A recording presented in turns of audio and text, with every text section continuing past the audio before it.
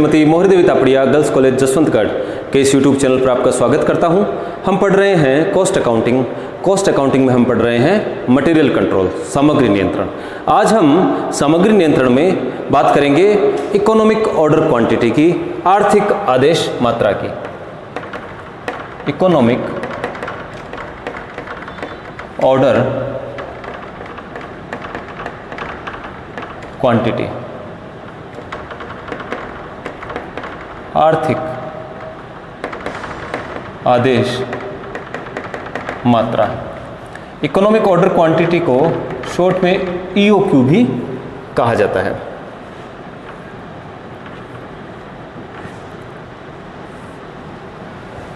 यह है stores department.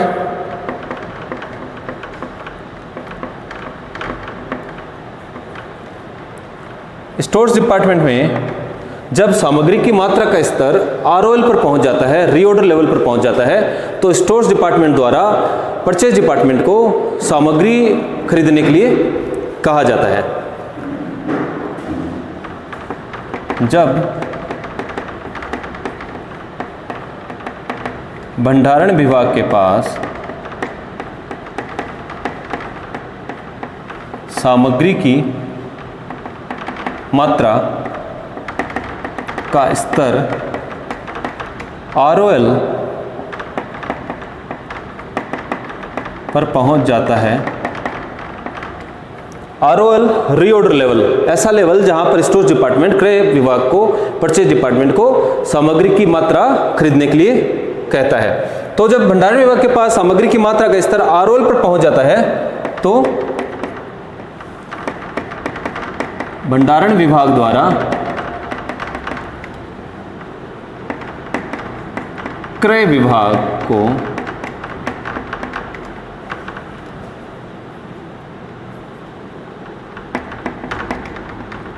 सामग्री की मात्रा के क्रय के लिए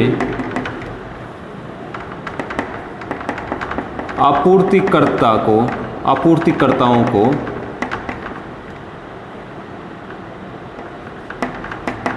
पुनः आदेश यानी कि रीऑर्डर देने के लिए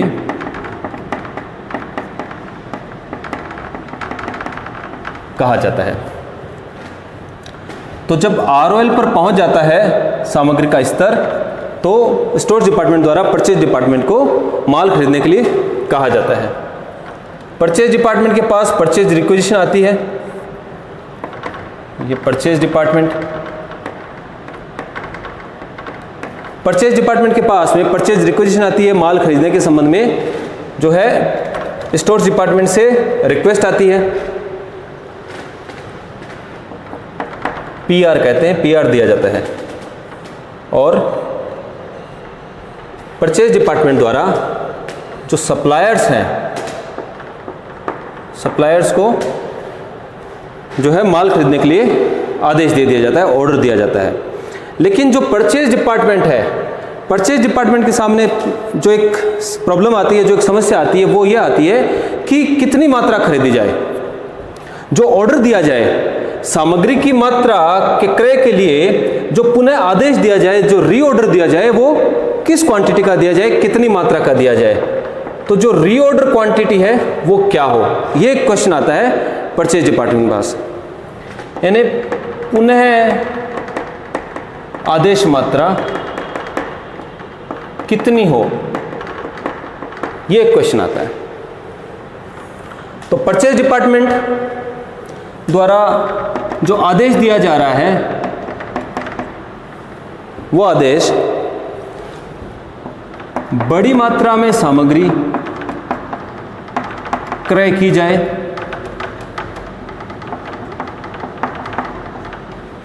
पहला क्वेश्चन आता है कि बड़ी मात्रा में सामग्री क्रय कर ली जाए, या फिर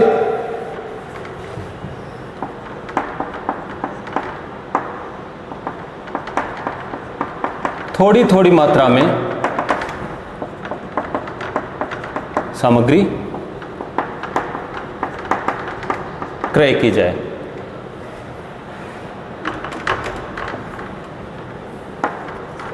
तो जो परचेज डिपार्टमेंट है, उस परचेज डिपार्टमेंट के पास में ये समस्या आती है कि कितनी मात्रा में माल खरीदा जाए। या तो एक साथ एक बड़ा ऑर्डर दे दिया जाए तो बार बार जो है खरीदना नहीं पड़े सामग्री को, तो बड़ी मात्रा में सामग्री क्रय कर ली जाए, या फिर थोड़ी थोड़ी मात्रा में सामग्री क्रय की जाए। तो अगर बड़ी मात्रा में सामग्री क्रय की जाती है तो भंडारण लागत में वृद्धि होगी। अगर एक साथ बड़ी मात्रा में क्वांटिटी खरीद ली जाए सामग्री की तो जो है भंडारण लागत में, स्टोरेज जो कॉस्ट है, कैरिंग कॉस्ट है, उसमें वृद्धि होगी। किस प्रकार से वृद्धि होगी? एक तो पूंजी पर ब्याज लगेगा। ज़्यादा मात्रा में सामग्री खरीद ली जाएगी तो जो सामग्री खरीदने में जो पूंजी लगी है उस पर, जो पूंजी पर ब्याज है, उसकी लागत आएगी। दूसरा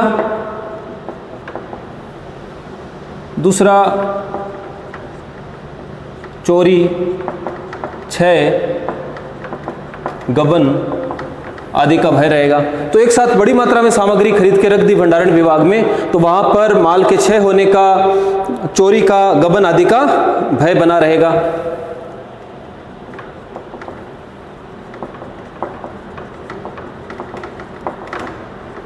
कार्यशील पूंजी में कमी हो जाएगी। एक साथ बड़ी मात्रा में माल खरीद लिया जाएगा तो कार्यशील पूंजी में कमी हो जाएगी।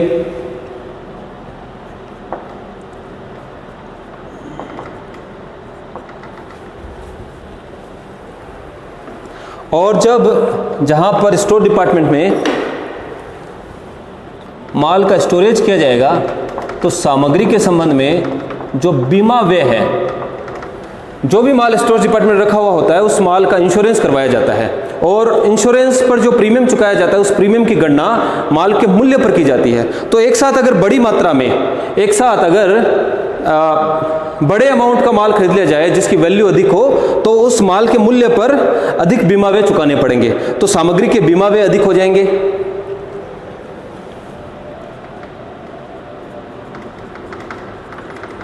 देख रेख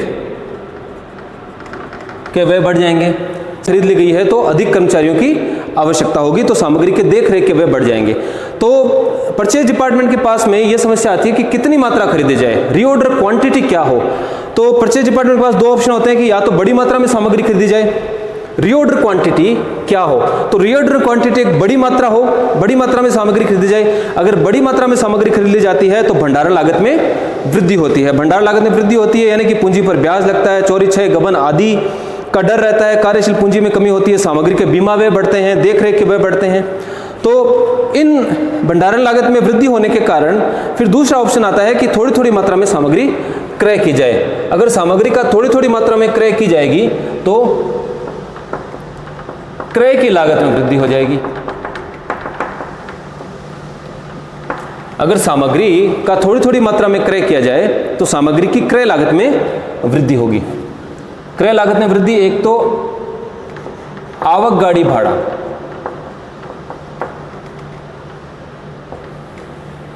जो कैरेज इनवार्ड है उसमें वृद्धि हो जाएगी। अगर थोड़ी थोड़ी मात्रा में थोड़ी थोड़ी मात्रा में अगर सामग्री क्रय की जाए तो सप्लायर्स द्वारा स्टोर डिपार्टमेंट तक जो माल पहुंचाया जाता है उसके संबंध में जो भाड़ा चुकाया जाता है, आवक गाड़ी भाड़ा, कैरेज इनवार्ड, वो बढ़ जाएगा। कैरेज आवक गाड़ी भाड़े में वृद्धि हो जाएगी। दूसरा, आदेश देने की लागतों में वृद्धि हो जाएगी। बार बार ऑर्डर देना पड़ेगा, थोड़ी थोड़ी मात्रा में क्रय किया जा रहा है तो परचेज डिपार्टमेंट द्वारा सप्लायर्स को बार बार ऑर्डर देना पड़ेगा, स्टोर डिपार्टमेंट द्वारा बार बार परचेज रिक्विजिशन बनानी पड़ेगी, तो जो आदेश देने की लागतें हैं उनमें वृद्धि हो जाएगी। तीसरा, मार्ग में बीमा व्यय में वृद्धि, मार्ग में बीमा व्यय में वृद्धि हो जाएगी। जब सप्लायर से, आपूर्तिकर्ताओं से कंपनी को, स्टोर डिपार्टमेंट को जब माल पहुंचाया जाता है तो माल का रास्ते में बीमा करवाया जाता है। तो अगर थोड़ी थोड़ी मात्रा में सामग्री का क्रय किया जाएगा तो माल के जो मार्ग में बीमा व्यय हैं उनमें वृद्धि होगी। स्टोर डिपार्टमेंट द्वारा जब सामग्री का स्तर जब सामग्री की मात्रा ROL पर पहुंचती है तो स्टोर डिपार्टमेंट द्वारा परचेज डिपार्टमेंट को माल के क्रय करने के संबंध में रिक्वेस्ट की जाती है कि माल का और सामग्री खरीदने के लिए कहा जाता है। इसके लिए एक परचेज रिक्विजिशन बनाकर परचेज डिपार्टमेंट दी जाती है। परचेज डिपार्टमेंट को जब परचेज रिक्विजिशन प्राप्त होती है तो परचेज डिपार्टमेंट के सामने यह समस्या पैदा होती है कि कितने माल का क्रय किया जाए, जो पुनः आदेश दिया जाएगा उसकी मात्रा क्या हो, रीऑर्डर क्वांटिटी क्या होनी चाहिए, यह क्वेश्चन आता है। तो परचेज डिपार्टमेंट के पास दो ऑप्शन होते हैं, या तो सामग्री को बड़ी मात्रा में क्रय कर लिया जाए, एक साथ बड़ा ऑर्डर दे दिया जाए, या फिर थोड़ी थोड़ी मात्रा में सामग्री क्रय किया जाए। लेकिन दोनों ही ऑप्शन में कुछ ना कुछ हानियां हैं। अगर बड़ी मात्रा में सामग्री क्रय की जाएगी तो भंडारण लागत में वृद्धि होगी। अगर थोड़ी थोड़ी मात्रा में बार बार सामग्री का क्रय किया जाएगा तो खरीदने की लागत में, क्रय की लागत में वृद्धि होगी। तो किस मात्रा का ऑर्डर दिया जाए? तो ऐसी मात्रा, सामग्री की ऐसी मात्रा खरीदी जानी चाहिए जहां पर जो है दोनों लागतें न्यूनतम हो। सामग्री की ऐसी मात्रा जहां पर भंडारण लागत तथा क्रय की लागत दोनों लागतें न्यूनतम हो। ऐसी मात्रा जहां पर भंडारण लागत तथा क्रय की लागत दोनों लागतें न्यूनतम हो, ऐसी मात्रा आर्थिक आदेश मात्रा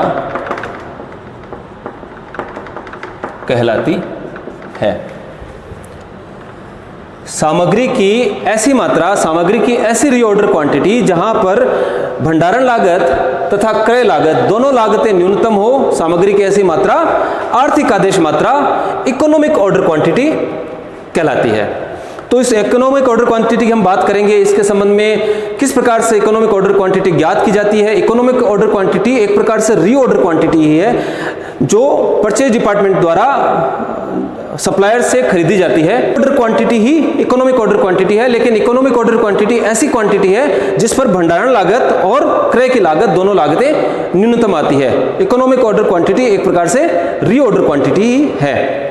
तो आर्थिक आदेश मात्रा, इकोनॉमिक ऑर्डर क्वांटिटी किस प्रकार से ज्ञात की जाती है, किस प्रकार से ऐसी मात्रा का निर्धारण किया जाता है जहां पर जो है भंडारण लागत और क्रय की लागत दोनों लागतें न्यूनतम हो, उसके संबंध में क्या फॉर्मूला है उसकी बात हम अगले क्लास में करेंगे। और ईओक्यू के संबंध में जो प्रैक्टिकल क्वेश्चन है वो भी हम अगली क्लास में सोल्व करके देखेंगे। आज के लिए इतना ही। इस वीडियो को लाइक कीजिए, शेयर कीजिए, हमारे यूट्यूब चैनल को सब्सक्राइब कीजिए। धन्यवाद।